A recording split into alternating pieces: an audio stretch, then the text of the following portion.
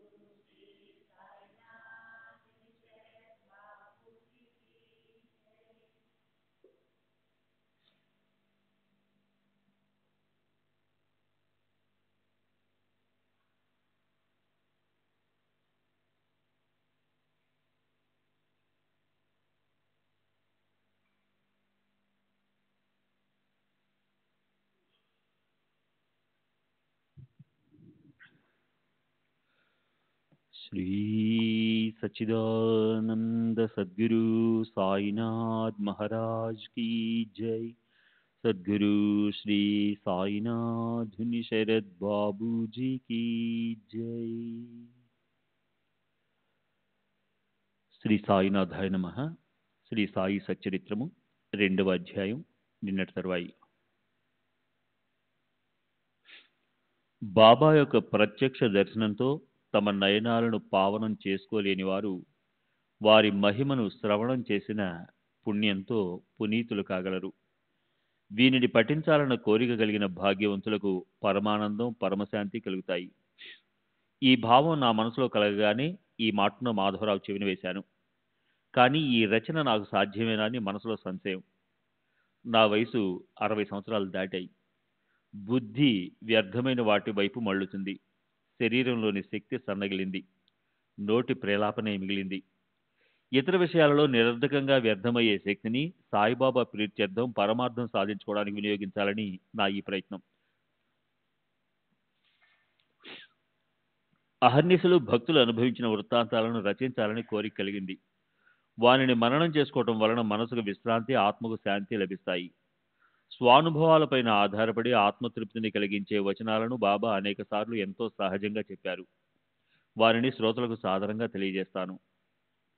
బాబా ఎన్నెన్నో జ్ఞాన కథలను చెప్పి అనేకులను భక్తి మార్గంలో ప్రవేశపెట్టారు. వారిని సేకరిస్తే బాబా యొక్క చరిత్ర అవుతుంది. ఆ కథలను చెప్పేవారికి, శ్రద్ధతో శ్రవణం చేసేవారికి ఉభయుల మనసులకు విశ్రాంతి, సంపూర్ణ శాంతి లభిస్తాయి. శ్రీవారి నోటి నుండి వెలువడిన కథలను వింటే భక్తులు శరీర వేదనను మర్చిపోతారు. అంతేకాదు వారిని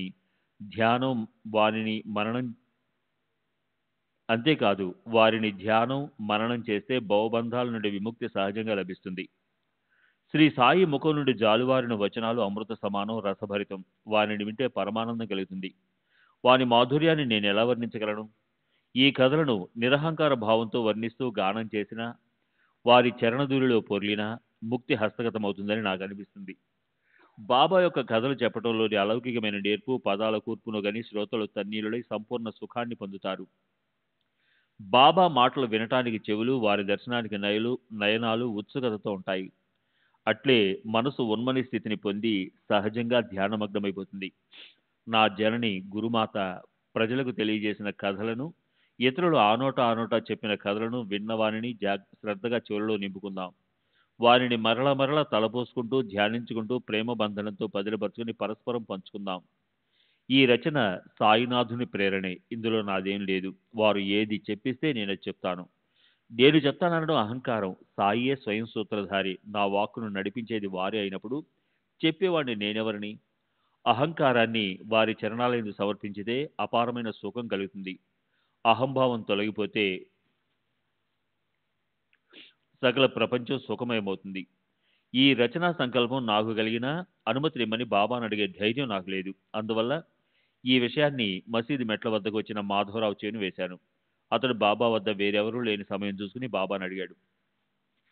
బాబా, మీ అనుమతి ఉంటే మీ చరిత్ర యథాశక్తి వ్రాయాలన్న కోరిక ఉందని ఈ అన్నా సాహెబ్ అంటున్నాడు. నేను కేవలం ఒక ఫకీర్ను భిక్ష కోసం ఇంటింటికి తిరుగుతూ రొట్టెలను కూర ఉన్నా లేకున్నా తిని కాలం గడుపుతాను. ఇలాంటి నా కథను రాయటం ఎందుకు? అది అపహాస్యం పాలవుతుందని అనవద్దు. ఈ జాతి రత్నాన్ని బంగారంలో పొదగాలి. మీ అనుజ్ఞ, మీ సహాయం ఉంటే ఇతడు వ్రాస్తాడు, లేదా అన్ని విఘ్నాలను దూరం చేసి మీరే వ్రాయిస్తారు. సత్పురుషుల ఆశీర్వచనాలతోనే గ్రంథరచన ప్రారంభమవుతుంది. మీ కరుణా కటాక్షం లేకపోతే రచన నిర్విఘ్నంగా సాగదు అని అన్నాడు. నా మనోభిష్టాన్ని తెలుసుకున్న సాయి సమర్థులు కరుణతో నీ సంకల్పం సిద్ధిస్తుంది అని చెప్పారు. నేను వెంటనే వారి చరణాలపై శిరస్సునుంచాను. సకల ధర్మ విశారదుడు, భవబంధాలను తెంచివేసే సాయి తమ వరదహస్తాన్ని నా శిరస్సు నుంచి నాకు విభూతి ప్రసాదాన్ని ఇచ్చారు. మాధవరావు ప్రార్థనను ఆలకించిన సాయికి నాపై దయగలిగింది. అధైర్యంగా ఉన్న నాకు ధైర్యాన్ని ఇచ్చి నా మనసుకు ఊరట కలిగించారు. అలా నా మనసులోని భావాన్ని గ్రహించి నాకు అనుమతిని ప్రసాదిస్తూ వాస్తవమైన కథలు, సంఘటనలు, అనుభవాలు మొదలగు వారిని సేకరించి ఉంచాలి. కథలను సంగ్రహించడం మంచిది. అతనికి నా సంపూర్ణ సహాయం ఉంటుంది. అతడు కేవలం నిమిత్త మాత్రుడు. నా కథను నేనే వ్రాసుకుంటాను. నా కథను నేనే చెప్పి భక్తుల కోరికలను తీరుస్తాను. అతడు తన అహంభావాన్ని త్యజించి దాన్ని నా చరణాలకు సమర్పించాలి. ఈ విధంగా వ్యవహరిస్తూ ప్రవర్తించే వారికి నేను సంపూర్ణ సహాయం చేస్తాను. ఈ కథా రచనలోనైనా ఏమిటి, వారి ఇంట అన్ని విధాలా శ్రమిస్తాను. అహంభావం కించిత్తైనా లేకుండా తొలగిపోయినప్పుడు అతనిలో నేనే సంచరిస్తూ నా చేత్తో నేను వ్రాస్తాను. ఇలాంటి బుద్ధితో శ్రవణం, మననం, రచన వంటి కర్మలను ప్రారంభిస్తే ఎవరి పనులను వారే సాధించుకుంటారు. రచయిత నిమిత్త మాత్రుడు. ఈ విషయాలను తప్పక సేకరించాలి.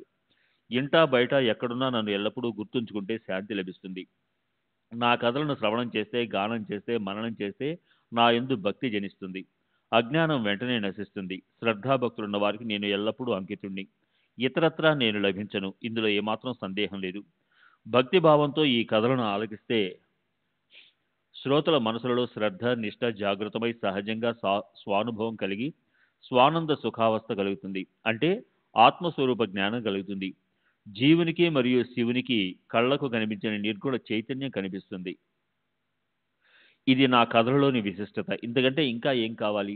శృతుల యొక్క ధ్యేయం కూడా ఇదే. ఈ ధ్యేయం భక్తులకు సంపూర్ణంగా సిద్ధిస్తుంది. వాద వివాదాలలో తత్పరులైన వారి వద్ద మాయ అంటే అజ్ఞానం సమృద్ధిగా ఉంటుంది. అంతేగాక దుర్బుద్ధి, కుతర్కం కూడా ఎప్పుడూ ఉంటాయి. కానీ తమ మంచిని సాధించుకునే నిర్మల స్వభావం ఉండదు. వారు ఆత్మజ్ఞానానికి పాత్రులు కారు. వారిని అజ్ఞానం పెనవేసుకుని ఉంటుంది. వారికి ఇహం లేదు, పరం లేదు, సర్వదా దుఃఖమే.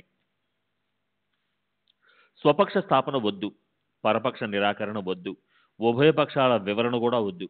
నిష్కారణమైన ఈ శ్రమ ఎందుకు? ఉభయపక్షాల వివరణ వద్దు అన్న మాట వినగానే పూర్వం శ్రోతలకు ఇచ్చిన మాట గుర్తుకొచ్చింది. ప్రథమాధ్యాయం ముగించే ముందుగా హేమాడ్ పంత్ నామకరణ కథను తెలియజేస్తానని శ్రోతలకు చెప్పాడు. కథ మధ్యలో ఈ ఉపకథ వింటే దీని యుక్తాయుక్తత తెలుస్తుంది, శ్రోతలకు జిజ్ఞాస తీరుతుంది. ఇది కూడా సాయి యొక్క ప్రేరణే. దీని తరువాత సాయి చరిత్ర కథ చెప్పబడుతుంది. కనుక శ్రోతలు శ్రద్ధగా ఈ కథను శ్రవణం చేయండి. ఈ సాయి లీలల గ్రంథంలోని ప్రతి అధ్యాయాంతంలో భక్త హేమాడ్ పంత్ విరచితమని ఉంది కదా. మరి ఈ హేమాడ్ పంత్ ఎవరు అని శ్రోతల మనసులలో సహజంగా ఒక ప్రశ్న జనించడం సహజం. ఆ జిజ్ఞాస తీరడానికి ఈ నామకరణం ఎలా ఆరంభమైంది అన్న విషయాన్ని శ్రద్ధగా శ్రవణం చేయండి. జన్మించినది మొదలు మరణించే వరకు శరీరానికి సంబంధించిన షోడశ సంస్కారాలలో నామకరణ విధి ఒకటి. దీనికి సంబంధించిన చిన్న కథే హేమాడ్ పంత్ నామకరణ కథ. సందర్భానుసారంగా ఉన్న ఈ కథను శ్రోతలు శ్రద్ధగా వినండి. ఈ రచయిత అసలే ఆగతాయి, అట్లే వాచాలుడు కూడా. ఇతరులను నిందించే బుద్ధి కలిగి జ్ఞానగంధం లేనివాడు, సద్గురు మహిమ తెలియదు, దుష్టబుద్ధి మరియు కుతర్కాల ప్రతిమామూర్తి. ఎప్పుడూ తన తెలివి యొక్క గొప్పతనాన్ని చాటుకుంటూ ఉండే వాద వివాదాలలో తత్పరుడు. అయినా కేవలం అదృష్టవశాత్తు ప్రబలమైన ప్రారంధ కర్మ కారణంగా సాయి యొక్క చరణ కమలాల దర్శనం అయింది. భక్త శ్రేష్ఠులైన కాకాసాహెబ్ దీక్షిత్, నానాసాహెబ్ చందోర్కర్లతో రుణానుబంధం లేకపోతే నేను షిరిడి వెళ్ళగలిగి ఉండేవాడినా? కాకాసాహెబ్ బలవంతంపై నా షిరిడి ప్రయాణం నిశ్చయమైంది. కానీ వెళ్ళవలసిన రోజున అకస్మాత్తుగా నా మనసు మారిపోయింది. నా యొక్క ఒక పరమమిత్రుడు, గురువు యొక్క అనుగ్రహాన్ని పొందిన గురుపుత్రుడు భార్యతో లోనావాలలో ఉండగా ఒక విచిత్ర సంఘటన జరిగింది. అతని ఏకైక పుత్రుడు బలమైన శరీరంతో ఉన్న గుణవంతుడు, పరిశుద్ధ వాతావరణంలో ఉండి కూడా జ్వరపీడితుడయ్యాడు. సకలోపాయాలు, దృష్టి దోషాలు, దేవతల మొక్కుబడులు మొదలైన మానవుల ప్రయత్నాలన్నీ అయ్యాయి. గురువుని తీసుకుని వచ్చి ఆ బాలుని సమీపంలో కూర్చోబెట్టారు. అయినా చివరకు ఆ బాలుడు చనిపోయాడు. ఇలాంటి దుర్ఘటన నుండి మరియు దుర్భర సంఘటన నుండి తప్పించుకోవడానికి గురువును బాలుని వద్ద ఉంచినా అంతా వ్యర్థమైంది. ఈ ప్రపంచం మహా విచిత్రమైనది. ఎవరి పుత్రుడు, ఎవరి భార్య, అందరూ కర్మతంత్రానికి బద్ధులు. విధిని ఎవరూ తప్పించుకోలేరు. ఈ బాలుని మరణ వార్త చెవిన పడగానే నా మనసుకు అత్యంత దుఃఖం కలిగింది. ఏకైక పుత్రుని రక్షించలేని గురువు యొక్క ప్రయోజనం ఇదేనా? ప్రారబ్ధ కర్మ యొక్క ప్రాబల్యాన్ని చూచి సాయి దర్శనానికి వెళ్లాలన్న నా నిశ్చయం మారిపోయింది. అసలు షిరిడి ఎందుకు వెళ్ళాలి? నా స్నేహితుని పరిస్థితి ఏమైంది? గురు సాంగత్యం వల్ల ఏం లాభం? మన కర్మకు గురువు ఏం చేయగలడు? నొసట వ్రాసినట్లే జరగనున్నప్పుడు గురువు లేకపోతే మాత్రం ఆగిపోయేదేముంది అన్న ఆలోచనలతో నా షిరిడి ప్రయాణం ఆగిపోయింది. మన స్థానాన్ని వదిలి గురువు వెంట పరిగెత్తడం ఎందుకు? సుఖంగా ఉన్న ప్రాణాన్ని కష్టపెట్టడం ఎందుకు? ఏం అర్థం కాలేదు. యాదృచ్ఛికంగా ప్రార్థించిన సుఖదుఖాలను అనుభవించాల్సిందే. జరగనున్న దాన్ని ఎవరూ తప్పించలేనప్పుడు గురువు వద్దకు వెళితే ఏమవుతుంది అని షిరిడి వెళ్ళడం మానుకున్నాను. కానీ కర్మార్జితం వద్దనుకున్నా వెంటబడుతుంది. అదృష్టాన్ని ఎవరూ ఆపలేరు. అదే నన్ను షిరిడికి లాక్కుని వెళ్ళింది. శ్రీ సచ్చిదానంద సద్గురు సాయినాథ్ మహారాజ్ కీ జై. సద్గురు శ్రీ సాయినాథుని శరద్ బాబూజీ కీ జై.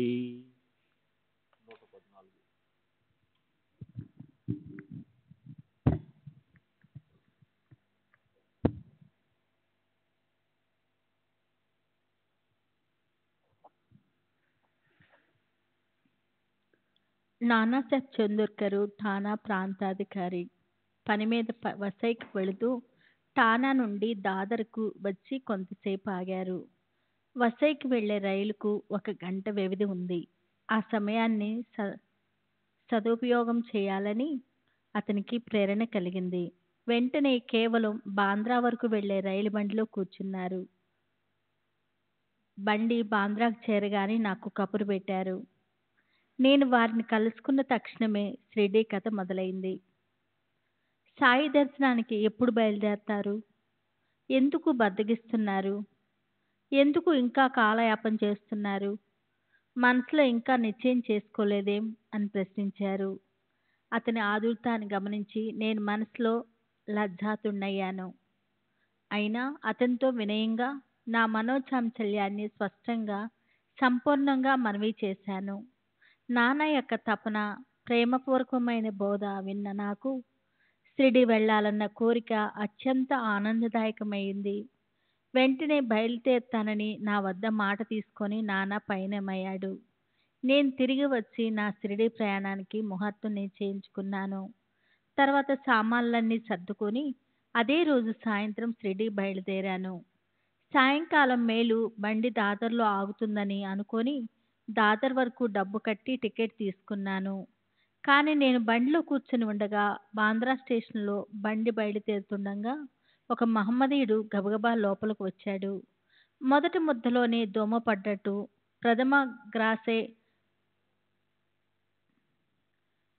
ప్రథమ గ్రాసేమాక్షిక పాతమన్నట్లు నేను దాదర్ వరకు టికెట్ తీసుకోవటమే మొదటి కార్యంలో విఘాతమైంది. నా సామాన్ చూచి మహమ్మదీయుడు ఎక్కడి వరకు ప్రయాణమని ప్రశ్నించాడు. దాదర్ వెళ్లే మన్మాడ్ మేలు అందుకోవాలని నేను జవాబిచ్చాను. దాదర్లో దిగకండి, మేలు అక్కడ ఆగదు, పోరీబందర్ వెళ్ళండని అతడు సలహా ఇచ్చాడు. ఆ సమయానికి సరిగ్గా అతడు అలా సూచించకపోతే దాదర్లో మేలు దొరకక నా చంచల మనసులో ఏ ఆలోచనలు చెలరేగేవో కానీ ఆ రోజు నాకు ప్రయాణ యోగం ఉండటం వల్ల తలవని తలంపుగా ఈ సంఘటన జరిగింది. మర్నాడు ఉదయము 9-10 గంటల మధ్య నేను షిరిడి చేరాను. అక్కడ బాపూసాహెబ్ దీక్షిత్ ఎదురు చూస్తున్నారు. క్రీస్తు శకం 1910 సంవత్సరంలో జరిగిన విషయం ఇది. అప్పుడు యాత్రికులు బస చేయటానికి సాటేవాడ మాత్రమే ఉండేది.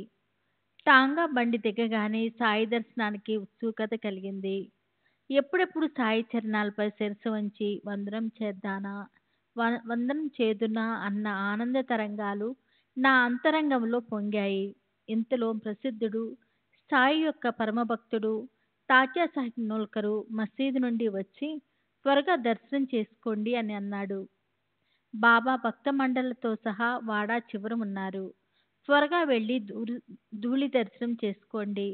తర్వాత బాబా లెండికి బయలుదేరుతారు. స్నానం అవి ముగిసిన తర్వాత బాబా లెండి తోట నుంచి తిరిగి వచ్చాక మసీదులకు వెళ్ళి మరలా వారిని తీరిగ్గా దర్శనం చేసుకోవచ్చు అని అన్నాడు. ఆ మాట విని నేను త్వరగా బాబా ఉన్న స్థలానికి పరుగు తీసి ధూళితో వారి పాదాలకు సాష్టాంగ నమస్కారం చేశాను. నాకు పట్టలేనంత ఆనందం కలిగింది.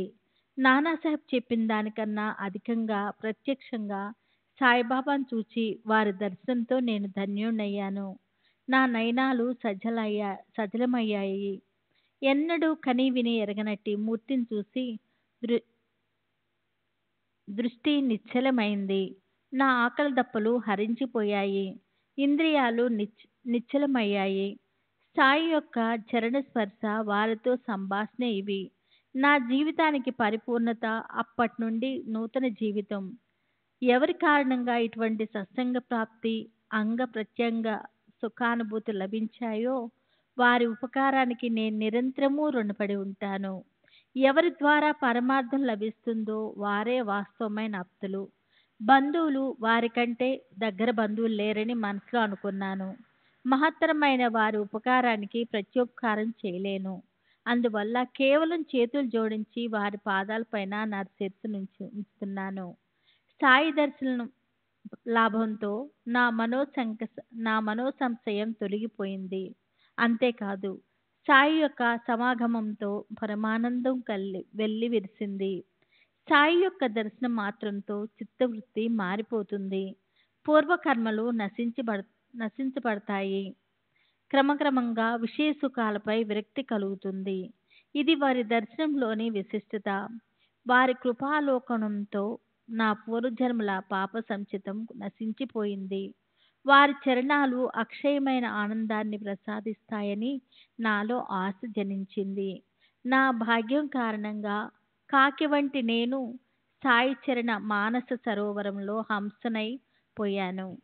సాయి మహాత్ములు సాధువుల్లో శ్రేష్ఠులు, పరమయోగి, పరమహంస పాప తాప దైన్యాలను నశింపచేసే ఈ పుణ్యరాశి దర్శనంతో మరియు వారి సమాగమంతో నేను నేడు అత్యంత పుణ్యతినయ్యాను. నా అనేక పూర్వజన్మల పుణ్య సంగ్రహం వల్ల ఈ సాయి మహారాజు కలిశారు. ఈ సాయి ఒకరు మనసులోకి ప్రవేశిస్తే సకల సృష్టి సాయిమయమనిపిస్తుంది. నేను షిరిడీలో ప్రవేశించిన మొదటి రోజే బాలాసాహెబ్ బాటేతో వాద వివాదాలు ప్రారంభమయ్యాయి. అసలు గురువు యొక్క అవసరం ఏమిటి? మన స్వాతంత్రాన్ని పోగొట్టుకొని పరతంత్రాన్ని తలపై వేసుకోవడం ఎందుకు? కార్యనిర్వహణలో కర్తవ్య దక్షత ఉన్న వారికి గురువు అవసరమా? ఎవరి సాధన వారే చేసుకోవాలి. ఏమీ చేయలేని వానికి గురువు ఏం ముద్రించగలరు? కాళ్ళు చేతులు కదల్చిన వారికి ఎవరైనా ఏమి ఇవ్వగలరు? ఇది నా సరళమైన ప్రతిపాదన. దీనికి విరుద్ధంగా ఉంది ప్రతిపక్షాల వారి అభిప్రాయము. దురాగ్రహమనే తక్కెళ్ళలో వాద వివాదాలు తూగుతున్నాయి. వాద వివాదాలు పుట్టడానికి భయంకరమైన శరీరాభిమానమే కారణం. ఇది అహంభావానికి గుర్తు. ఇది లేకపోతే జగన వాద వివాదాలుండవు. ఎంతటి వేద పారంగతుడైనా పండితుడైనా సరే గురువు యొక్క అనుగ్రహం లేకపోతే అతడు కేవలం పుస్తక జ్ఞానంతో ముక్తుడు అని ప్రతిపక్షం వారి నిశ్చిత మతం. విధి బలమైనదా లేక స్వయం కృషి గొప్పదా అన్న భయంకరమైన సంవాదన జరిగింది.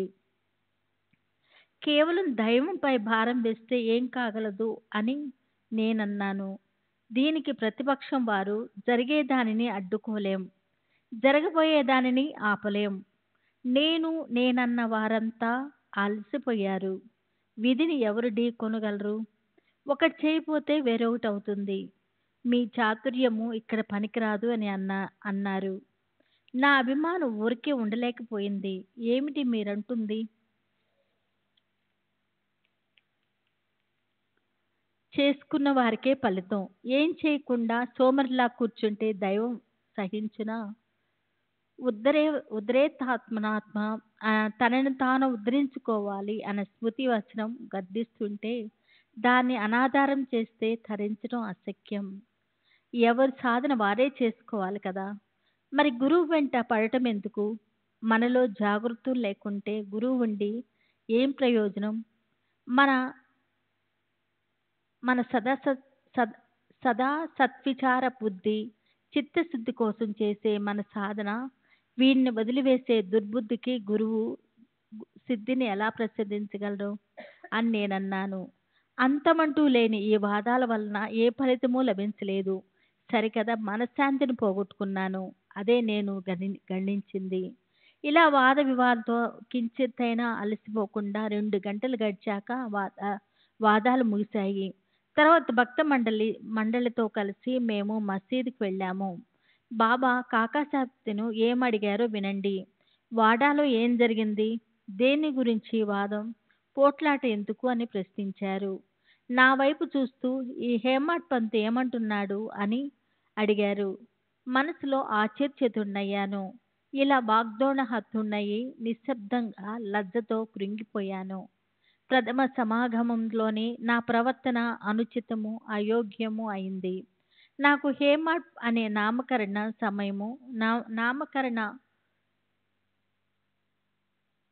నామకరణము ఉదయం జరిగిన వాద వివాదాల కారణంగానే, అందుకే బాబాకు హేమాడ్ గుర్తుకు రావటం అని నాకు బాగా అర్థమైంది. దేవగిరి యాదవరాజులే దౌలతాబాదు జాదవులు. వారు మహారాష్ట్ర గౌరవాన్ని రాజ్య వైభవాన్ని 13వ శతాబ్దంలో పెంపొందించారు. వీరిలో మహాదేవాని పేరు గల ప్రౌఢ ప్రతాప చక్రవర్తి ఉండేవాడు. అతని సోదరుని కొడుకు పరాక్రమంలో ప్రఖ్యాతి చెందాడు, పుణ్యకీర్తిని పొందాడు. యుద్వంశానికి చూడామణి, రాజుల్లో అగ్రగణ్యుడైన రామరాజు. ఈ ఉభయులకు బహు గుణవంతుడు, సర్వలక్షణ శోభితుడైన హేమాద్రి పంతు మంత్రి. ఇతడు ధర్మశాస్త్ర గ్రంథకర్త, ఆచార వ్యవహారాలను బాగా ఎరిగినవాడు, బ్రాహ్మణులను ఉదారంగా సన్మానించేవాడు. వ్రతాలు, దానాలు, తీర్థాలు, మోక్షం గురించిన విషయాలను విస్తారంగా తెలియజేసే చతుర్వర్గ చింతామణి అనే గ్రంథాన్ని రచించి చాలా ప్రసిద్ధి చెందినవాడు. సంస్కృత భాషలో హేమాద్రి పంతు, ప్రాకృత భాషలో హేమట్ పంతు ఆ కాలంలో అతడు రాజనీతి విశారదుడని ప్రసిద్ధి చెంది ఉన్నాడు. అతడు వత్స గోత్రానికి చెందినవాడు. నాది భరద్వాజ గోత్రము. అతడు అతడు పంచప్రవరి, నేను త్రిపర్ణి త్రిపవర్ణి. అతడు యజుర్వేది, నేను ఋగ్వేదిని. అతడు ధర్మశాస్త్రజ్ఞుడు, నేను మూర్ఖుణ్ణి. అతడు మాంద్యాతిథునుడు, నేను శాఖలకు చెందినవాణ్ణి. అతడు ధర్మశాస్త్రాల జ్ఞానం కలిగినవాడు, నేను నా వాచాలుణ్ణి. అతడు పండితుడు, నేను బుద్ధిహీనుణ్ణి, మూర్ఖుణ్ణి. ఎందుకీ నాకు ఈ వ్యర్థమైన బిరుదు? అతడు రాజకార్య ధురంధరుడు, చతురుడు. అయితే నేను అల్పమతిని, మందబుద్ధిని. అతడు ప్రసిద్ధి చెందిన సంస్కృత కావ్యము, నేను ఒక పద్యమైనా వ్రాయలేని వాణ్ణి. అతడు కళాభిజ్ఞుడు, గ్రంథకారుడు, నేను ఏ తెలివి లేని వాణ్ణి. అతడు ధర్మశాస్త్ర విశారదుడు, జ్ఞాని, నేను అల్పజ్ఞుణ్ణి. అతని గ్రంథం లేఖన కల్పతరువు, అనేక చిత్ర కావ్యాల సంగ్రహము.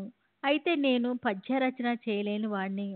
బాబా బిడ్డను, గోర, చోక, సంతమాలి, నివృత్తినాథు, జ్ఞానదేవు, నామదేవు మొదలగు భాగవత ధర్మ ప్రవర్తన మండలి ఉదయించిన ఆ కాలంలో పండిత భోపదేవ అన్న విద్వాంసుడు మణిలా ప్రకాశిస్తున్న దర్బార్లో అక్కడే హేమాద్రి పంతు రాజకార్యాల్లో సుగుణాలతో సుప్రసిద్ధి చెంది ఉన్నాడు. ఉత్తరం నుండి యవనులు సైన్యము ఈ దేశంలో ప్రవేశించారు. అకారణంగా దక్షిణ దేశపు రాజ్యసత్తా అస్తమించిపోయింది. నా చాతుర్యానికి సన్మానంలా నాకు ఈ పదవి ప్రధానం ఊరికనే కాదు, వాద వివాదాల్లోని నా అభిమానం తొలగిపోవటానికి బాబా నాపై విసిరిన వాగ్దానం. ఏ జ్ఞానము, ఏ అర్హత లేకుండా వ్యర్థంగా వాదించే నాకు సమయానికి సరిగ్గా కళ్ళల్లో అంజనం వేసి బాబా నా కళ్ళను తెరిపించారు. ఇంతకు ముందు చెప్పిన లక్షణాలున్న సాయి నోటి నుండి వెలువడిన విలక్షణము మరియు సందర్భానికి సరిపోయిన సార్థక నామకరణాన్ని నేను భూషణంగా స్వీకరించాను. అశుభము, హానికరకము, చెడు లక్షణాలైన వాద వివాదాలు ఒక్క క్షణమైనా నన్ను తాకకుండా ఉండాలని నాకు మంచి గుణపాఠం. వాద వివాదాల్లోని నా అభిమానం కరిగిపోయి నేను అమరణం నిరాభిమానంగా ఉండాలని గుర్తించడానికేమో ఈ నామకరణం. దశరథరాముడు భగవంతుని అవతారము. పూర్ణ జ్ఞానులు తనను నమ్ముకున్న భక్తులను తరింపు చేసే దేవుడు. ఋషుల మనసుల్లో విహరించేవాడు. గురువైన వశిష్ఠులు వారి చరణాలను ఆశ్రయించాడు. పరబ్రహ్మ స్వరూపుడైన శ్రీకృష్ణుడు కూడా గురువును ఆశ్రయించవలసి వచ్చింది. గురువైన సాందీపుని గృహంలో కట్టెలు మోసి కష్టాలు పడ్డాడు. అలాంటప్పుడు నేనెంతటి వాణ్ణి? గురువు వినా జ్ఞానం కానీ పరమార్థం కానీ లభించవు అన్న శాస్త్రవచనాలు దృఢమయ్యాయి. వ్యర్థమైన వాద వివాదాలు మంచివి కావు. వాద వివాదాలు ఎందుకు చేయాలి? ఎవరితోనూ పోల్చుకోకూడదు. శ్రద్ధ మరియు సహనం లేకపోతే పరమార్థం కించిత్తైనా సాధించలేం. ఇది తర్వాత అనుభవమైంది. ఈ రీతిగా గౌరవంగా వచ్చిన నామాన్ని నేను ప్రేమపూర్వకంగా సద్భావంతో స్వీకరించాను. ఇప్పుడు తన పక్షం ఇతరుల పక్షం అన్న భావాన్ని తొలగించే నాకు ప్రతివాదాలను అడ్డగించేది మరి అందరికీ బోధాప్రదమైన కథను ఇక్కడ ఆపి ఈ గ్రంథం యొక్క ప్రయోజనాన్ని, అధికారం మరియు అనుబంధాన్ని తెలియజేస్తాను. గ్రంథకారుని నామకరణ వర్ణన విన్నారు. ఇక్కడికి ఈ అధ్యాయం విస్తారం చాలు. తర్వాత క్రమానుసారంగా సవిస్తారమైన కథను హేమాడ్ సాయి చరణాల యందు సాదరంగా మనవి చేస్తాడు. శ్రోతలు శ్రవణ తత్పరులు కండి. సాయే మన సుఖ సంపత్తి, సాయే మన సుఖ సంవిత్తి, సాయే మన పరమ నివృత్తి, అంతిమగతి కూడా. సాయే కృపా కారణంగా శ్రీ సాయి చరిత్ర శ్రవణం చేయడం వల్ల దుస్తరమైన భవభాయాన్ని తరించడం మరియు కలియుగంలోని మల్లం నిర్మూలనమవటం. స్వస్తి శ్రీ సంత సజ్జన ప్రేరితము భక్త హేమాడ్ పంతు విరచితము అయిన శ్రీ సాయి సమర్థ సచ్చరిత్రంలో కథా ప్రయోజనం నామకరణం అన్న 2వ అధ్యాయం సంపూర్ణము. శ్రీ సద్గురు సాయినాథార్పణమస్తు. శుభం భవతు. శ్రీ సచ్చిదానంద సద్గురు సాయినాథ్ మహారాజ్ की जय। सद्गुरु श्री साईनाथ शरद बाबू की जय। श्री सच्चिदानंद सद्गुरु साईनाथ महाराज की जय। सद्गुरु श्री साईनाथ शरद बाबू जी की जय। శ్రీ సాయి సచ్చరిత్ర 3వ అధ్యాయం। శ్రీ గణేశాయ నమః, శ్రీ సరస్వతయే నమః, శ్రీ గురుభ్యో నమః, శ్రీ కులదేవతాయ నమః, శ్రీ సీతారామచంద్రాభ్యో నమః, శ్రీ సద్గురు సాయినాథాయ నమః। ఇప్పుడు పూర్వకథ।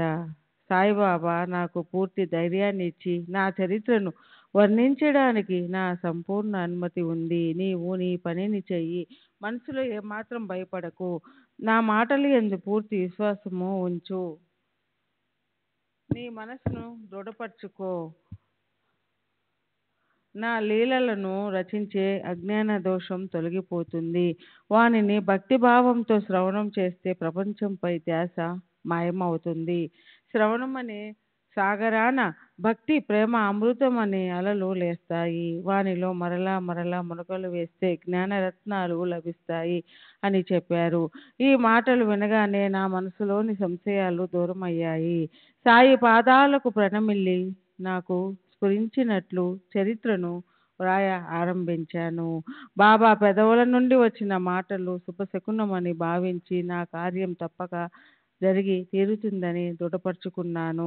అగమ్యమైన హరి లీలలు ఆ హరికే తప్ప అన్యులకు అర్థం కావు, అవి ఎవరికి అంతుపట్టవు। వానిని వర్ణించలేక వేదాలు శృతులు శాస్త్రాలు మొగపోయాయి। శాస్త్ర విశారదులు, వేద విధులు, పండితులు, ప్రజ్ఞావంతులు ఘటపటాది శబ్దాలతో వాద వివాదాలు చేసేవారు వారి జోలికి పోకండి। శ్రీహరి తమ భక్తుల చేతులలో కీలుబొమ్మ, అమాయక భక్తుల కోసం తహతహలాడుతాడు, ప్రేమ కోసం భక్తుల ఆధీనంలో ఉంటాడు, కానీ డాంబికులకు సదా దూరంగా ఉంటాడు। నీకు ఇదే శుభప్రదమైనది, ఇది నా ఈ అవతార కార్య సార్థకత, ఇదే నేను పదే పదే చెప్పేది, దీనిని గురించే నా చింత। శ్యామ, మరో మాట చెప్తాను, ప్రేమతో నా నామాన్ని స్మరించే వారి సకల కార్యాలను పూర్తి చేసి వారి ప్రేమను పెంచుతాను। నా చరిత్రను నా మహిమలను ప్రేమతో గానం చేసేవారి ముందు వెనుక నలుదిక్కులా నిలిచి ఉంటాను। నా కొరకు మనోప్రాణాలు అంకితం చేసే భక్తులకు ఈ కథా శ్రవణంలో ఆనందం కలగడం సహజం। నా కథా సంకీర్తనలు చేసే వారెవరైనా సరే వారికి ఎల్లప్పుడూ ఆనందాన్ని సుఖశాంతులను ప్రసాదిస్తాను। ఇది నా సత్యవచనమని నమ్ము। నా అనన్య శరణ్జొచ్చి విశ్వాసంతో నా భజన, నా ధ్యానం, నా స్మరణే చేసే వారిని నేను ఉద్ధరిస్తాను। ఇది నా ప్రతిజ్ఞ। నా యందు భక్తితో నా నామాన్ని జపిస్తూ నా లీలలను గానం చేస్తూ నిరంతరం మనసులో నా ధ్యానం చేసేవారికి విషయ సుఖాలు ఎలా గుర్తుకు వస్తాయి? నేను నా భక్తులను మృత్యుముఖం నుండి లాగేస్తాను। నా ఈ కథను శ్రవణం చేసినంత మాత్రాన రోగ నివారణమవుతుంది। శ్రద్ధగా శ్రవణం చేసిన తరువాత మననం మరియు నిధి ధ్యాసనం చేస్తే శాంతి లభిస్తుంది। అంతేకాదు అహం సోహం మాయమైపోతాయి। అనన్యమైన పరిపూర్ణ శ్రద్ధగల శ్రోతలు ఉన్మని స్థితిని పొందుతారు, వారి చిత్తం చైతన్య ఘనమవుతుంది। సాయి సాయి అనే నామ స్మరణ కలియుగంలోని సకల దోషాలను దహించి వేస్తుంది। సాయికి ఒక్క సాష్టాంగ ప్రణామం చేస్తే వాక్కుతో పలికిన పాపాలు, చెవులతో విన్న పాపాలు నశించిపోతాయి అని చెప్పారు। రచనా కార్యం సామాన్యమైనది కాదు, అయినా వారి ఆజ్ఞను శిరసా వహించాను। బాబా వంటి ఉదారులైన దాత అండగా ఉండగా నేను దైన్యాన్ని ఎందుకు ఆపాదించుకోవాలి? వారు ఒకరి ద్వారా మందిరాన్ని నిర్మాణం చేయించారు, మరొకరిని హరికథ కీర్తనాదులలో నిమగ్నులను చేశారు. ఇంకొకరిని తీర్థయాత్రలకు పంపారు. నన్ను వ్రాయడానికి కూర్చోబెట్టారు. నేను అందరికంటే పామర్ని. నాలో ఏ గుణాలను చూసి ఆ కరుణాసాగరులు నాపై కృపా దృష్టిని కురిపించారో నేను ఏమాత్రం ఎరుగను. గురు కృపలోని విశిష్టత ఇదే. అది ఏమాత్రం తడి లేకుండానే ఎండి మూడుబారిన చెట్టును కూడా ఏ ప్రయాస లేకనే పుష్పింపజేసి బాగా ఫలాలు లభించేలా చేస్తుంది. ఒకరు ఆశ్రమాన్ని మఠాన్ని నిర్మిస్తారు, మరొకరు దేవాలయాలను స్నానఘట్టాలను నిర్మిస్తారు. నేను సులువైన సాయి చరిత్ర పఠన మార్గాన్ని అవలంబిస్తాను. ఒకరు సత్కారపూర్వకంగా అర్చన, మరొకరు పాద సంమోహన సేవ చేయగా నా మనసు సాయి గుణ సంకీర్తన చేయాలని ఉబలాట పడుతుంది. కృతయుగంలో ధ్యానంతో, త్రేతాయుగంలో యజ్ఞయాగాదులతో, ద్వాపర యుగంలో అర్చనల ద్వారా లభించేవన్నీ కలియుగంలో గురు భజనలతో,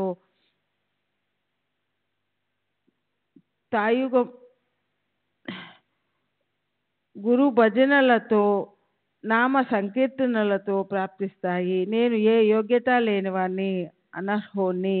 చింకి గుడ్డలు బోలెడున్నా సరి అయిన వస్త్రం ఒకటైనా లేనివాణ్ణి, అంటే పరిపూర్ణ జ్ఞానం లేనివాణ్ణి. ఇటువంటి కఠిన కార్యాన్ని ఎలా స్వీకరించాలి? ఏ ప్రయత్నం చేయకుండా ఊరికే కూర్చుందామంటే ఆజ్ఞాభంగం చేసిన పాతకుణ్ణి అవుతాను. పోనీ ఆజ్ఞాపాలన చేద్దామంటే ఇది ఎలా సాధ్యం? సాయి సమర్థుని నిజ స్వరూపాన్ని యథాతథంగా వర్ణించే శక్తి ఎవరికి ఉంది? వారు స్వయంగా భక్తులను కరుణించదలిచినప్పుడు వారికి వారే స్వయం తెలియజేస్తారు. వాణికి అతీతమైన విషయాలను చెప్పాలని నేనెందుకు ఆశించాను అని ఎవరైనా అనడానికి ఆస్కారం లేదు. చేతిలో కలం తీసుకోగానే బాబా నా అహంభావాన్ని హరించి వేసి తమ కథలను తామే వ్రాసుకున్నారు. అందువల్ల ఇందులోని ఘనత వారిదే. ఇది సత్పురుషుని చరిత్ర రచన. వారు తప్ప దీనిని ఎవరు రచించగలరు? బుద్ధికి అంతుపట్టని బాబా గుణాలను మహిమలను అవగాహన చేసుకోవడం గగనలింగనం వంటిది. ఊహకందని వారి మహిమలను మతిహీనుడైన నేనెలా వర్ణించను? ఈ కార్యభారాన్ని వారే వహించి వచ్చిన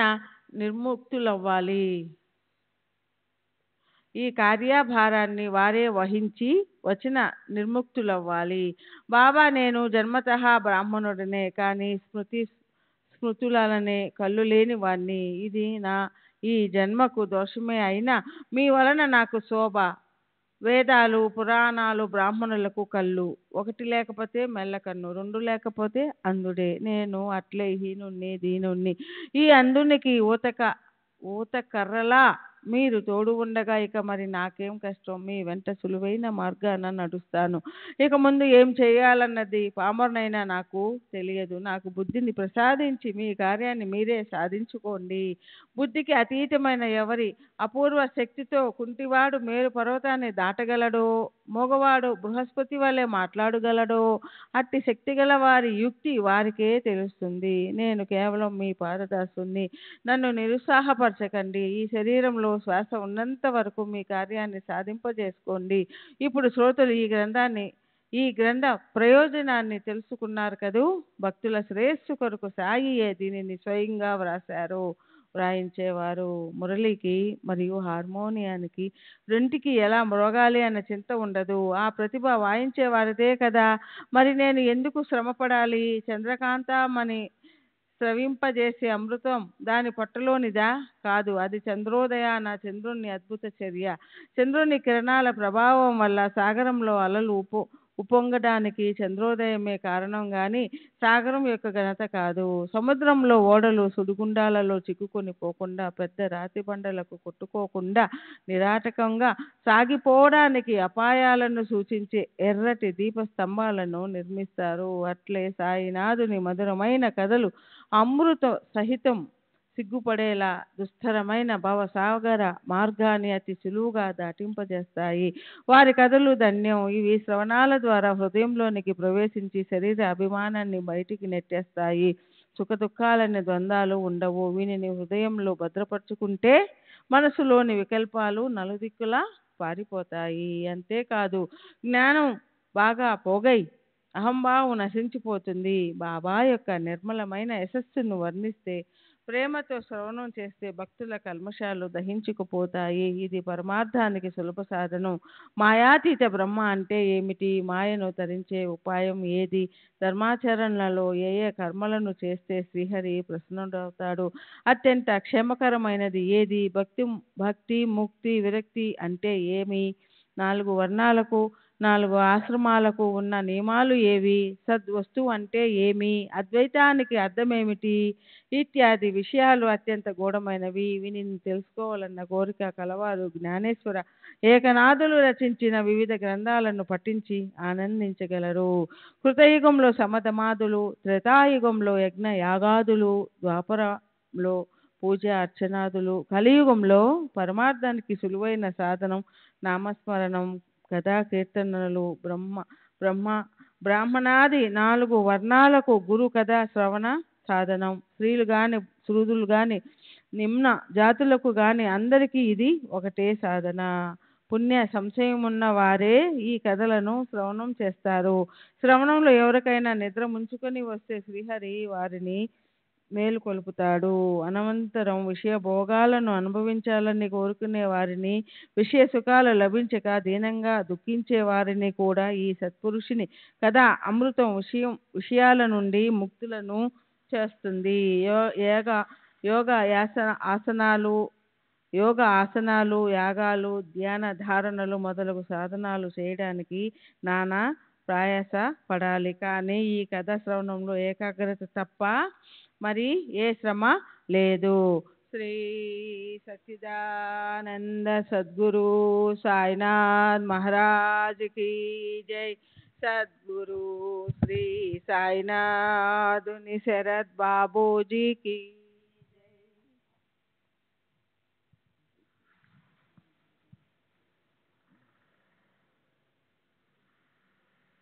श्री सच्चिदानंद सद्गुरु साईनाथ महाराज की जय. सद्गुरु श्री साईनाथ शरद बाबूजी की जय. ఇటువంటి సాయి యొక్క పావన చరిత్ర సజ్జనులైన శ్రోతలు భక్తితో వింటే వారి ప్రబలమైన పంచమహాపాతకాలు నశించుకొని పోతాయి. మనం ప్రపంచ బంధనాలలో బాగా పెనవేసుకొని పోయి ఉన్నాం. అందువల్ల మన నిజస్వరూపం మరుగున పడింది. ఈ బంధనాలు కథా శ్రవణంతో వదులై విడిపోతాయి. అప్పుడు ఆత్మ సాక్షాత్కారం కలుగుతుంది. ఈ కథలను జీవితాంతం స్మరించుకుంటూ ఉండాలి. వాని నిత్యం పారాయణ చేసే జీవులు భవబంధాల నుండి విముక్తులై శాంతిని పొందాలి. ఈ కథలను భక్తి భావంతో చదువుతున్నా వింటున్నా సాయిపై ధ్యానం సహజంగా కుదిరి దానితో వారి సాకార సగుణ రూపం కళ్ళల్లో కనిపించి చిత్తం వారి యందు దృఢంగా నిలిచిపోవాలి. అప్పుడు సద్గురువు యందు భక్తి కలిగి, సంసారమందు ప్రపంచమందు విరక్తి కలిగి, గురుస్మరణ యందు ప్రీతి కలిగి మనసు నిర్మలంగా ఉంటుంది. ఈ ఉద్దేశ్యంతోనే సాయిబాబా కరుణతో నన్ను నిమిత్త మాతృనిగా చేసి స్వయంగా ఈ రచనా కార్యాన్ని చేశారు. ఆవు పొదుగు నిండా బాగా సమృద్ధిగా పాలు ఉన్నా దూడ లేకుండా పాలు చేపదు. ఇది ఆవు యొక్క నైజం. సాయి యొక్క ప్రేమ కూడా ఇట్టిదే. సాయి దయామయి చాతక పక్షి వంటి నా కోరికను మన్నించి నాపై ఆనంద దృష్టిని కురిపించి నా చిన్న కోరికను తీర్చి భక్తులకు కూడా ఆనందాన్ని కలుగజేశారు. భక్తి ప్రేమల కౌతుకం ఎంత విచిత్రం. బిడ్డ ఆకలి తల్లికి తెలుస్తుంది. అందుకే బిడ్డ నోరు తెరవకముందే బిడ్డ నోటికి తన స్తన్యాన్ని అందిస్తుంది. ఆమె బాధ ఎవరికి అర్థమవుతుంది? బిడ్డకది తెలియదు. అడగకుండానే తల్లి తప్ప అన్యులెవరు స్తన్యం ఇవ్వగలరు? బిడ్డను నగలతో అలంకరించి తల్లి ఆనందిస్తుంది. కానీ అందులోని మాధుర్యాన్ని బిడ్డ ఎరుగదు. ఆ కౌతుకం ఒక్క తల్లికే తెలుస్తుంది. సద్గురువు పద్ధతి కూడా ఇదే. నా బిడ్డ యొక్క అవసరాలు ఎవరు తీరుస్తారు అన్న తపన తల్లికి తప్ప ఎవరికి ఉంటుంది? అలాంటి వాత్సల్యం అరుదు. మంచి తల్లి కడుపున పుట్టడం దేవుడు అనుగ్రహించిన మహాభాగ్యం. ఎంతో బాధను సహించి జన్మనిచ్చిన తల్లి కష్టం బిడ్డలు ఎరుగరు. ఈ విషయంలో బాబా చెప్పిన ఒక మాటను వినిపిస్తాను. సజ్జనులైన శ్రోతలు శ్రద్ధగా వినండి. క్రీస్తు శకం 1916 సంవత్సరంలో ప్రభుత్వంలోని నా ఉద్యోగం ముగిసింది. నా అర్హతను అనుసరించి నా పింఛను నిర్ణయమైంది. అప్పుడు షిరిడీ ప్రయాణానికి సమయం వచ్చింది. అది గురు పౌర్ణమి రోజు. గురు పూజకు భక్తులు సమావేశమయ్యారు. అన్నా చించనీకర్ తనంతట తానే బాబాతో నా గురించి సిఫార్సు చేయడం వినండి. అన్నాకు నాపై చాలా చింత. బాబాతో ఇతనిది పెరుగుతున్న సంసారం. అందువల్ల ఇతనిపై కృప చూపండి. ఇతనికి వచ్చే పింఛను ఏం సరిపోతుంది? అన్నా సాహెబ్ను వేరే ఉద్యోగంలో ఉంచి ఇతని చింతను దూరం చేయండి అని ప్రార్థించాడు. బాబా ఇలా జవాబిచ్చారు, ఇతనికి ఏదో ఒక ఉద్యోగం లభిస్తుంది. ఇప్పుడు నా సేవ చేయని ప్రపంచం సుఖమయమవుతుంది. ఇతని పళ్ళాలు ఎప్పుడూ నిండి ఉంటాయి. యావజ్జీవం అవి ఖాళీ కావు. భక్తితో నా వాడై ఉంటే ఇతని ఆపదలు హరించి వేస్తాను. ఇలా ప్రవర్తిస్తే మాత్రం చెడిపోయేది ఏముంది అని అనేవారు మూర్ఖులు. ధర్మాచరణను ఛేదించిన వారి సహవాసాన్ని విడిచిపెట్టాలి. అలాంటి వారిని భయంకరులుగా తలచి వారి ఎదుట పడితే పక్కకు తొలగిపోవాలి. వారి నీడనైనా ఉండకూడదు. కష్టాలు సహించాలి. ఆచారహీనులు, శీలభ్రష్టులు, బుద్ధిహీనులు, మంచి చెడు తారతమ్యాలు తెలియని వారు తమ మనోభీష్టాలను ఎలా పొందుతారు? ఏ రుణానుబంధం లేకుండా ఎవరు మన వద్దకు రారు. శ్వాస సూకరాలైన దోమలైనా అంతే. కనుక చీచి పొమ్మని ఎవరిని తరిమివేయకండి. ఇకపై ప్రేమతో భక్తిభావంతో నా సేవ చేస్తే దేవాది దేవునికి కరుణ కలిగి అక్షయమైన నిధి ప్రాప్తిస్తుంది. మరి ఈ పూజ ఎట్లా చేయాలి? నేనెవరినో నిశ్చయంగా ఎలా తెలుసుకోవాలి? సాయి యొక్క శరీరం నశించిపోయేది. అవినాశి అయిన బ్రహ్మ తగినవారు. నేను అష్టధా ప్రకృతి రూపంలో నలుదిశలా వ్యాపించి ఉన్నానని శ్రీకృష్ణుడు అర్జునునికి వ్యాఖ్యానమందు చెప్పాడు. స్థావర జంగమాత్మక జగత్తులో వివిధ నామరూపాలన్నింటిలో నేనే అష్టధా ప్రకృతిగా నడుస్తున్నాను. ఇది నా చమత్కారమే. ఓం ప్రణవం నా వాచకం. దాని వాచ్యం నేనే. విశ్వంలో అనేక వస్తువులలో నేనే నిండి ఉన్నాను. ఆత్మ భిన్న వస్తువు కాదు. దిశలలోనూ అన్ని ప్రదేశాలలోనూ నేనే నిండి ఉన్నాను. ఇక దేనిని కోరటం? ఇలా అంతటా నేనే సంపూర్ణంగా ఉన్నానన్న భావంతో నేను నాది అన్న భేదభావం తొలగిపోగా అప్పుడింకా కోరేదేమి ఉంటుంది? కోరిక బుద్ధితో జనిస్తుంది. దీనికి ఆత్మలో సంబంధం లేదు అని చెప్పారు. సాయి మహారాజ్ మూర్తీభవించిన మన ఆత్మయే. అక్కడ కోరిక ఎలా స్మరించగలదు? కోరికలు అనేక రకాలు. నేను ఎవరును అని నిశ్చయంగా తెలుసుకోగానే సూర్యుని కిరణాలు కరిగిపోయే మంచులా అవి కరిగిపోతాయి. నేను మనసు, బుద్ధి, ఇంద్రియాలతో కూడిన విరాట్ స్థూల శరీరాన్ని కాను. అగోచరమైన హిరణ్య గర్భ సూక్ష్మ శరీరాన్ని కాను. నేను అనాది అయిన సనాతన సాక్షిని. ఇలా గుణాలకు, ఇంద్రియాలకు అతీతంగా ఉన్నవా నాకు విషయాల యందు ఆసక్తి లేదు. నేను లేని చోటే లేదు. నేను చేసేవాణ్ణి కాను, చేయించేవాణ్ణి కాను. మనస్సు, బుద్ధి ఇవన్నీ ఇంద్రియాలు. ఇవి జడం అని గ్రహించిన వెంటనే విషయ సుఖాల యందు విరక్తి కలిగి జ్ఞానాన్ని కప్పుకున్న ఆవరణ తొలగిపోతుంది. తన స్వరూపమైన ఆత్మను మరచిపోవడమే మాయా ప్రాదుర్భావం. నేను చైతన్య ఘన స్వరూపమని గుర్తు ఉంటే శుద్ధమైన పూర్ణానందం కలుగుతుంది. నా స్వరూపం వైపు మనోవృత్తిని మళ్లించటమే నా సేవ. అదే నా భక్తి. నేను చిదానందుణ్ణి అని ప్రత్యక్ష అనుభవం కలిగినప్పుడు ప్రాప్తించిన శుద్ధ స్థితి జ్ఞానం.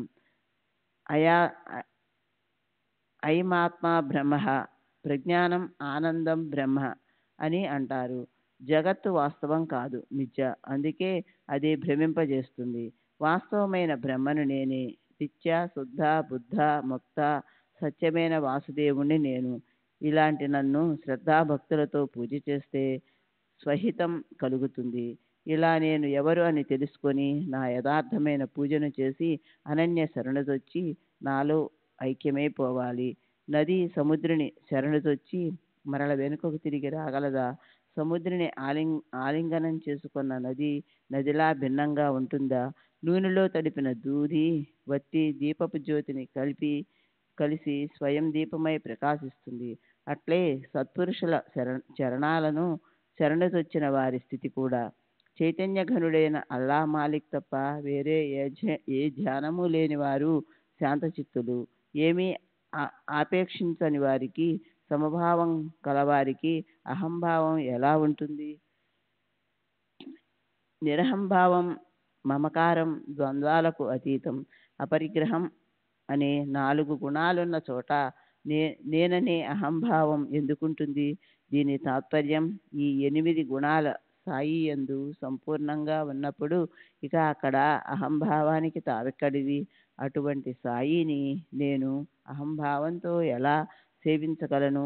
విశ్వమంతా నిండియున్న వారి అహంభావం యొక్క చిన్న అంశమే నాలోని అహం.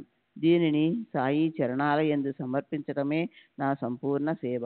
అనన్యంగా శరణదొచ్చిన నా సేవ, నా భజన చేసేవాడు నా రూపాన్ని పొందుతాడు అని శ్రీకృష్ణ భగవానుడు భాగవతంలో చెప్పాడు. భ్రమరాన్ని ధ్యానించే కీటకం భ్రమరమైపోయేలా గురువును ఆరాధించే శిష్యులు గురు సమానులైపోతారు. సమానం అన్న పదంలో ఉన్న భేదభావాన్ని గురువు ఒక్క క్షణమైనా సహించలేరు. శిష్యుడు లేక గురువుకు గురుత్వం లేదు. అట్లే శిష్యత్వం గురుత్వం కంటే భిన్నం కాదు. ఎవరి పూజను చేయాలని ఆజ్ఞాపించారో ఆ నేను ఎవరన్న విషయాన్ని వ్యాఖ్యానించాను. దీనిని దృఢపరచడానికి ఒక్క విషయం గుర్తుకు వచ్చింది. దానిని చెప్తాను. ఒక రోహిల్లా షిరిడీకి వచ్చి చాలా రోజులున్నాడు. బాబా గుణాలకు ఆకర్షింపబడి బాబాను ప్రేమించసాగాడు. ఎనుబోతు వంటి శరీరంతో బాగా పుష్టిగా ఉండేవాడు. స్వేచ్ఛగా తిరుగుతూ ఎవరిని ఖాతరు చేసేవాడు కాదు. శరీరానికి చీలమడలం దాకా ఉండే కప్రీని ధరించి మసీదుకు వచ్చి ఉన్నాడు. శ్రీ సచ్చిదానంద సద్గురు సాయినాథ్ మహారాజ్ కీ జై. సద్గురు శ్రీ సాయినాథుని శరత్ బాబూజీ కీ జై.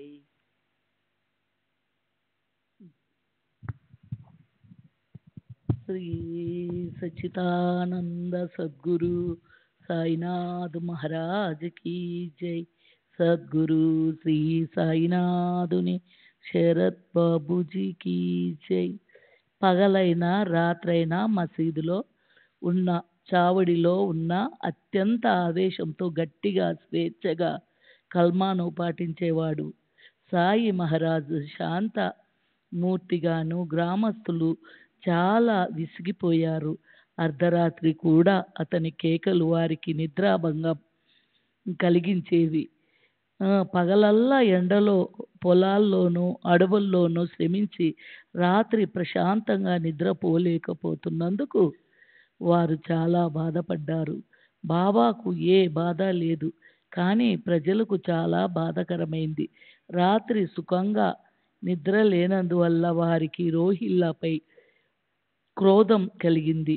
అటు నుయ్యి ఇటు గొయ్యిలాగా అయింది. వారి పరిస్థితి ఎంతవరకు సహనంగా ఉండగలరు? అహోరాత్రులు అరుపులు, గొడవ, ఏం చెయ్యాలి అని వారికి పెద్ద చింత పట్టుకుంది. అసలే రోహిల్లా తల తిక్క మనిషి, పైగా అతనికి బాబా మద్దతు. దాంతో అతడు అదుపు లేకుండగా మరింత రెచ్చిపోయాడు. గర్వంగా ఇష్టమొచ్చినట్లు నోరు పారేసుకోసాగాడు. హద్దు మీరి ప్రవర్తించడంతో ఊరు కూడా అతనిపై తిరగబడింది. సాయి మాత అత్యంత కరుణామయి శరణాగతులను హక్కున చేర్చుకుందని ఊరి వారంతా బాబా వద్ద మొరపెట్టుకోవాలని వెళ్ళారు. కానీ బాబా వారి మాటలను లక్ష్య పెట్టలేదు. పైగా వారికి వ్యతిరేకంగా రోహిలను బాధ పెట్టకండి, నాకతడు అత్యంత ప్రియుడు. రోహిల్ల భార్య పతితురాలు. అతనితో పొత్తు కుదరక అతనిని తప్పించుకొని ఆ దయ్యం నా వద్దకు రావాలని ఉబలాట పడుతుంది. దానికి పరాద పద్ధతి ఏం లేవు. సిగ్గు బిడియాలను వదిలేసింది. దానిని బయటికి తరిమివేసిన బలవంతంగా లోపలికి చొరబడుతుంది. అతడి కేకలు ఆగిపోతే ఆ సందు చూసుకోవాలని ఆ దుర్బుద్ధి జొరబడాలని చూస్తుంది. అతడు గట్టిగా అరుస్తుంటే అది తప్పక పారిపోతుంది. అందువల్లనే నాకు అత్యంత సుఖం. అందువల్లనే అతని జోలికి ఎవరు పోకండి. అతనిని ఇష్టం వచ్చినట్లు కేకలు వేయనియండి. అతడు లేకపోతే నాకు రాత్రి గడవదు. అతని కేకలు నాకెంతో సుఖాన్ని ఇస్తాయి. అతడు అలా అరవటం నాకు చాలా మంచిది. పరోపకారం చేసే ఆ రోహిల్ల నాకు చాలా సుఖాన్ని కలిగిస్తాడు. అందుచేత అతన్ని యథాచిగా కేకలు వేయనియండి. నాకేది ఇష్టమో లేకపోతే దుష్టురాలైన అతని భార్య నాకు చాలా కష్టాన్ని కలగచేస్తుంది. అతడు అలసిపోయినప్పుడు అనంత తానే ఊరుకుండిపోతాడు. మీ కార్యం సిద్ధిస్తూ ఆమె నన్ను బాధ పెట్టదు అని సాయి మహారాజు చెప్పగా బాబా మనసులో ఏ బాధ లేదు కదా, ఇక మనకేం పని అని అక్కడితో ఆ సమస్య ఆగిపోయింది. అసలే రోహిల్ల ఎంతో ఉత్సాహంగా ఉండేవాడు.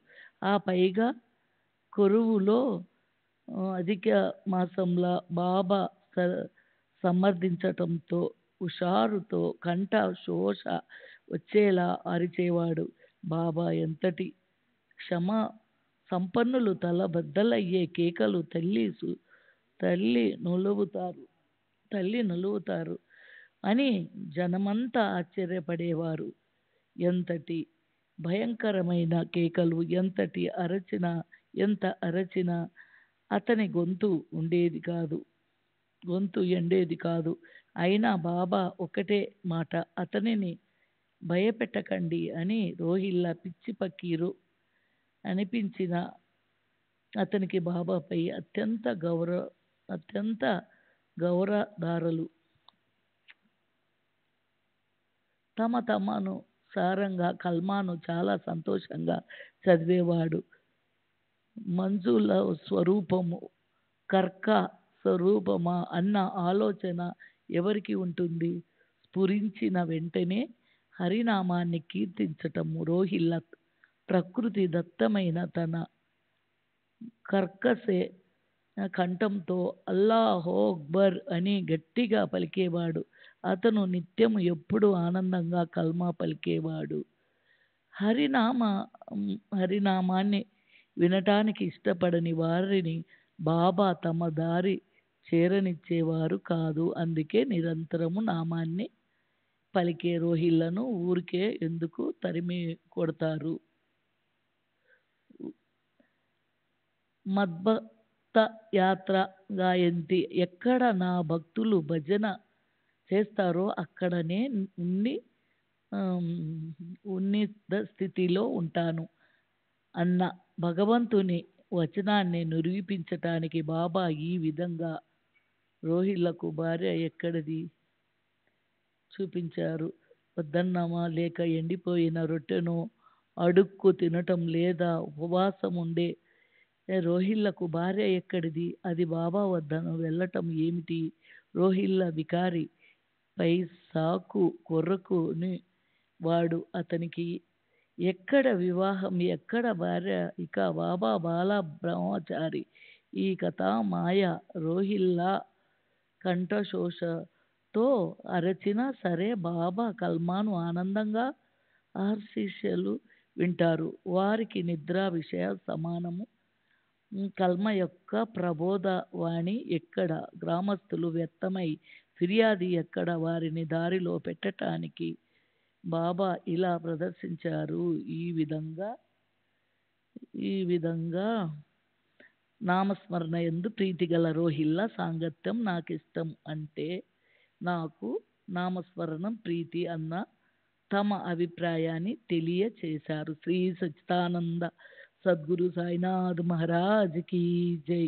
సద్గురు సాయినాథుని శరత్ బాబూజీ.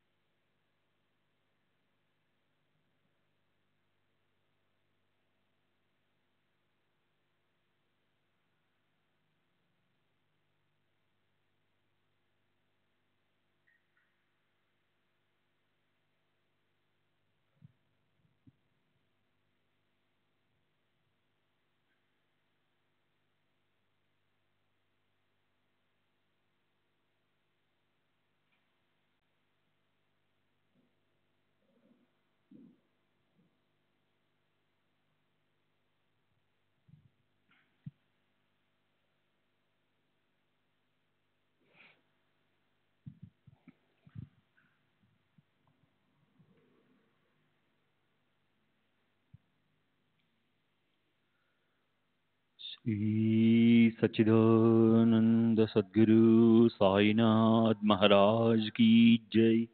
सद्गुरु श्री साईनाथ शरद बाबू जी की जय. साई रहम नजर करना, बच्चों का पालन करना. साई रहम नजर करना, बच्चों का पालन करना. जाना तुमने जगत पसारा, सब ही झूठ जमाना. जाना तुमने जगत पसारा, सब ही झूठ जमाना. साई रहम नजर करना, बच्चों का पालन करना. साई रहम नजर करना, बच्चों का पालन करना. मैं अंधा हूँ बंदा आपका, मुझसे पथ दिखलाना. मैं अंधा हूँ बंदा आपका, मुझसे पथ दिखलाना. साई रहम नजर करना, बच्चों का पालन करना. साई रहम नजर करना, बच्चों का पालन करना. दासगण कहे अब क्या बोलूं, थक गई मेरी रसना. दासगण कहे अब क्या बोलूं, थक गई मेरी रसना. साई रहम नजर करना, बच्चों का पालन करना. साई रहम नजर करना, बच्चों का पालन करना. रहमो नजर करो अब मोरे साई, तुम बिना नहीं मुझे माँ बाप भाई।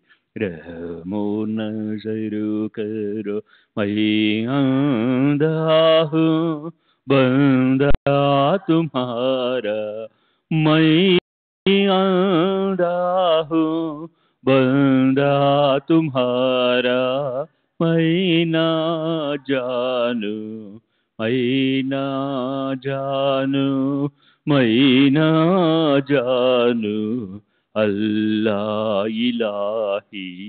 रहमो नजर करो रहमो नजर करो अब मोरे साई, तुम बिना नहीं मुझे माँ बाप भाई।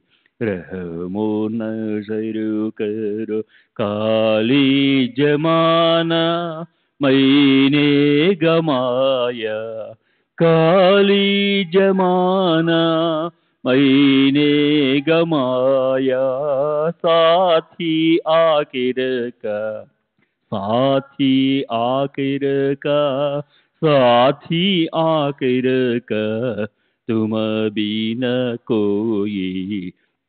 रहमो नजर करो रहमो नजर करो अब मोरे साई, तुम बिना नहीं मुझे माँ बाप भाई।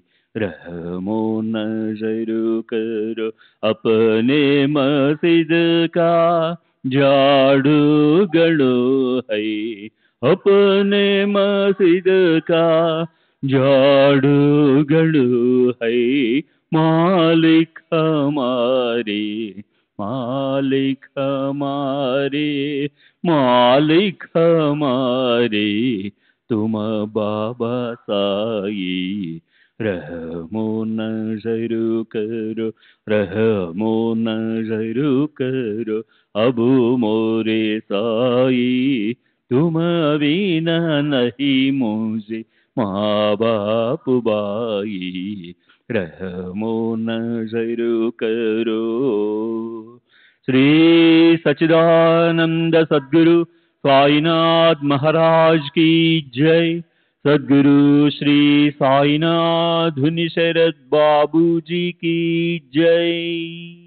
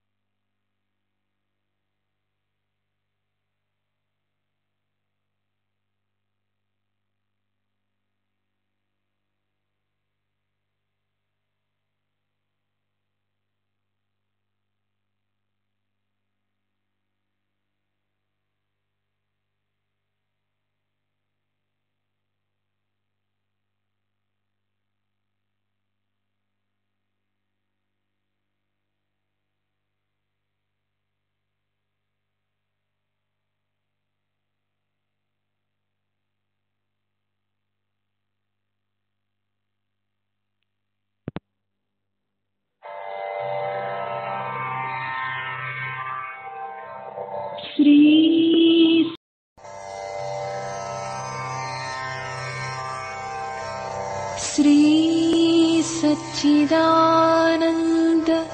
सद्गुरु साईनाथ महाराज की जय।